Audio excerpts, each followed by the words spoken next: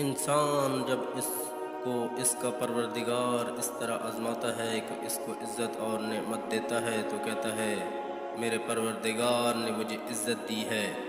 مگر جب اس کو اس طرح آزماتا ہے کہ اس پر روزی تنگ کر دیتا ہے تو وہ بول اٹھتا ہے کہ میرے پروردگار نے مجھے ذلیل کیا۔ ہرگز نہیں، بلکہ تم لوگ نہ یتیم کی خاطرداری کرتے ہو اور نہ محتاج کو کھانا کھلانے کی ترغیب دیتے ہو، اور میراث کے مال حلال و حرام کو سمیٹ کر ہڑپ کر جاتے ہو اور مال کو بہت عزیز رکھتے ہو۔